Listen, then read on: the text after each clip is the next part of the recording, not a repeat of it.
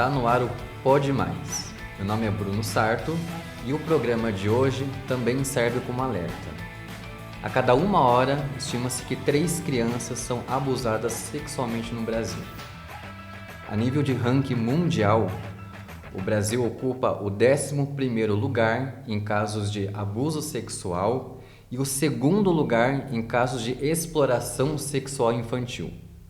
O número é alarmante e é dever de toda a sociedade zelar pela proteção integral de crianças e adolescentes. Para entender melhor do assunto, nós estamos com o advogado e presidente da Comissão da Criança e do Adolescente da OAB de Avaré, Leandro Galvão. Leandro, seja bem-vindo ao podcast e é uma honra tê-lo conosco. Obrigado, Bruno, pelo convite. Muito obrigado.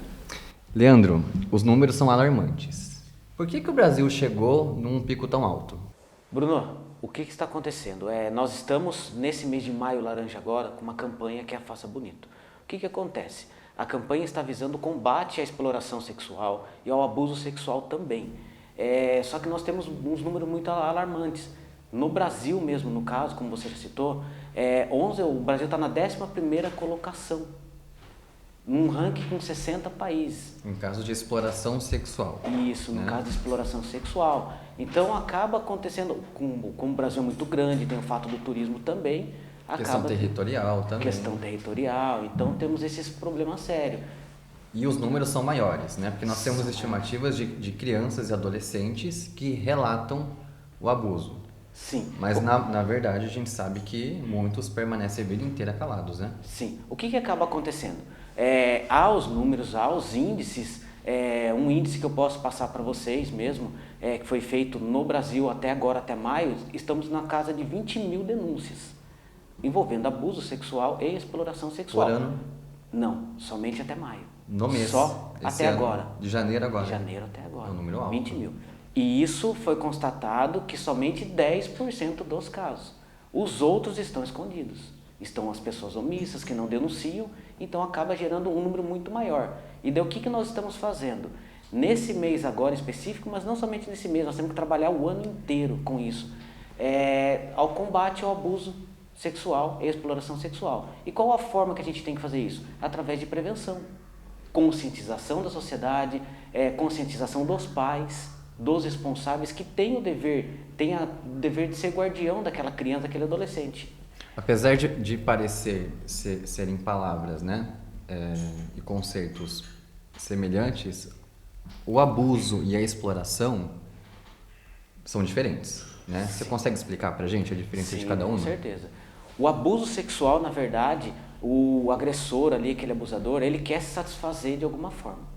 Ele procura um meio. Ele começa com uma carícia, ele começa com um passar de mão, ele começa com um beijo, até podendo chegar o momento realmente da relação sexual mesmo, do ato sexual. Ele vai lá e faz aquilo dali, ele sente que ele tem que fazer, é o prazer dele. A exploração já é um pouco diferente. A exploração tem um ganho por trás daquela criança, daquele adolescente.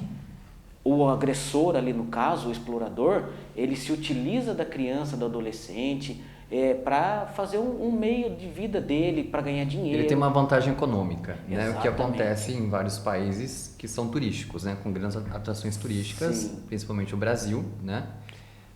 Em questão territorial e geográfica, tem um índice maior no Brasil em alguma parte? Olha, a gente não fez essa pesquisa, a gente não olhou assim para saber desses índices. Nós trabalhamos com os índices gerais, mesmo como eu te passei. No caso, até agora, maio, de 20 anual, mil né? denúncias. Até porque tem um problema muito sério.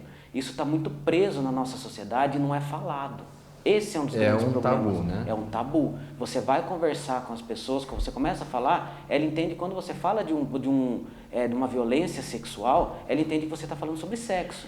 E não na verdade, assim. eu entendo que esse aumento de casos também é pela nossa ausência de falar sobre educação sexual, que muitos assemelham com o erotismo e não é. Não é. Né? Se as escolas tivessem uma preparação, até mesmo os pais, talvez muitos saberiam identificar, não é? Exatamente. Porque a educação sexual, o que os pais têm que entender? Nós estamos fazendo um ciclo de palestra nesses meses, estamos indo nas instituições e explicando sobre isso. A sua comissão. A comissão. Intensificando no mês de maio de 2023. Isso, exatamente. E daí o que acaba acontecendo? Uma das formas que nós falamos de prevenção do abuso sexual e da exploração também é a parte da educação sexual. Levar para dentro da casa a educação sexual. Tem muitas escolas e tem muitas instituições que já estão trabalhando com isso.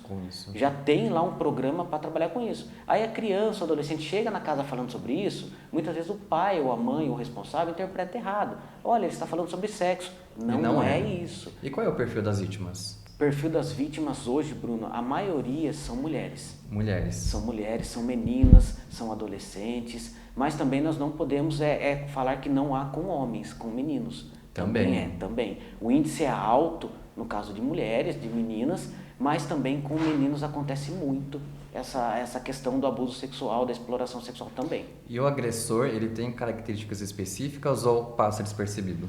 Não, o agressor, a gente sempre está falando que o agressor ele não tem um rosto, ele não tem um perfil, não tem como traçar quem que é o agressor. Quando menos se espera, Quando menos se espera, acontece. Não temos como olhar assim, olha, tal fulano pode ser o agressor ou tal fulano é o agressor. Não é. Não temos um perfil traçado para quem seja aquele agressor. Mas a criança e o adolescente dá indícios que foi violentado, correto? Sim, com certeza. O que acontece com a criança e com o adolescente? Uma criança hoje, por exemplo, de 1 ano, 2 anos, uma idade acabou de recém-nascida, ela não fala, mas o corpo dela fala. Ele demonstra. A criança que já consegue se expressar, começar a falar, ela já mostra aquilo. Se ela não fala, ela desenha, ela aponta, mas ela sempre dá indícios que algo está acontecendo. Tanto que há testes psicológicos que no desenho nós identificamos que aquela criança foi sexualmente violada, né? Sim, ela demonstra ali no desenho dela que ela foi, porque não é algo que é natural para ela. É o que a gente sempre está falando, quando a criança desenvolve essa parte sexual é porque alguém ensinou ela. Alguém ensinou ela daquela forma e que atrapalhou o desenvolvimento dela, que não era para ela ter iniciado e iniciou. Precocemente. E o rendimento escolar cai? Cai. Então, a escola tem um papel fundamental na prevenção também. Sim, a escola tem um papel fundamental. A casa tem um papel fundamental, a família tem um papel mas fundamental. A escola também tem. A maior parte do tempo que a criança, adolescente fica é dentro da escola. Dentro da escola. Dentro da escola. Então, tem um papel fundamental também para isso. E a legislação brasileira é severa na punição ou está fraca? O que acaba acontecendo? Nossa legislação ela deixa alguns pontos falhos, infelizmente nisso.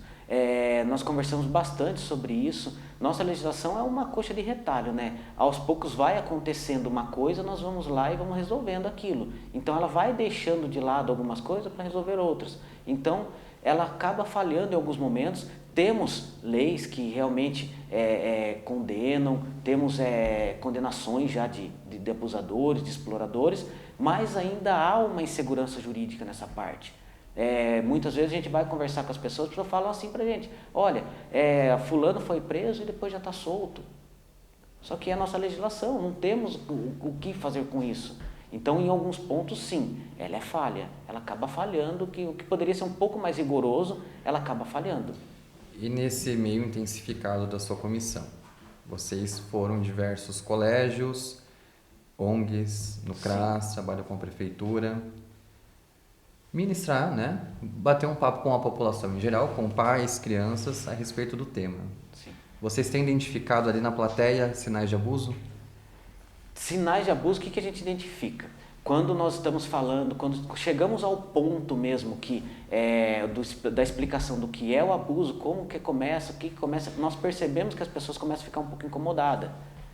Então acaba acontecendo um ou outro assim, acaba uma conversa mesmo, porque nós levamos um bate-papo mesmo, uma conversa, e acabam falando. Conscientização, né? Isso, conscientização. Acabam falando, olha, nós ficamos sabendo sobre isso, aconteceu em tal lugar, e é o que nós queremos. E para quem está nos assistindo agora, Leandro, e está passando por um momento difícil, sabe que o vizinho ou é um professor, a quem deve procurar para denunciar esses casos? Olha, os canais de denúncia, nós temos inúmeros canais de denúncia. Nós temos o Disque 100, que é um canal de denúncia, você liga. Qualquer um pode ligar. Qualquer um pode anônimo. ligar, anônimo, não se identifica, não pede documento. Temos conselho tutelar, delegacia, a própria escola é obrigada. É obrigada. Todos os lugares que envolvam criança e adolescente, eles têm formulários para isso, para fazer esse tipo de denúncia. E a denúncia, nós temos que enfatizar muito bem isso. Ela é anônima. Se alguém perguntar, olha, qual que é o seu nome, documento, tal, isso não existe. Lembrando que todos que sabem, né, que tem algum caso que alguém é vítima, é obrigado a denunciar por crime de omissão. Né? Então, procure o Ministério Público, Conselho Tutelar, Disque 100, Delegacia de Polícia. Né? Nosso papel é tentar acabar com isso e sair desse ranking.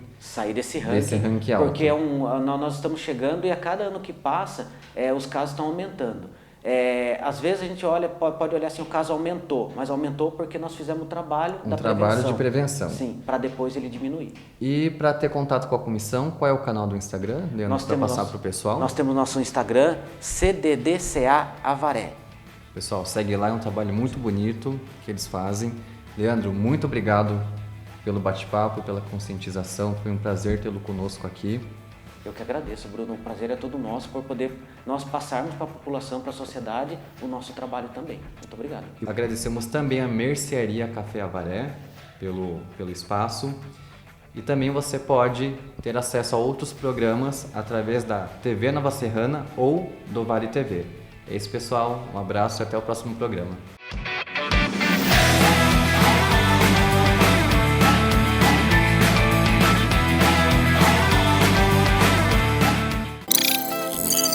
Ei, já se atualizou hoje? O aplicativo da do Vale TV atualizou e se tornou Nova Serrana Play. Agora você pode assistir nossa grade, que já soma mais de 100 programas, com muita variedade, entretenimento, saúde, esporte, é claro, informação. E o melhor de tudo, baixe gratuitamente. Você pode assistir ao vivo ou pesquisar seu programa favorito, tudo na palma da sua mão. Todo tempo é tempo de se atualizar. Nova Serrana Play, para sistemas Android e iOS.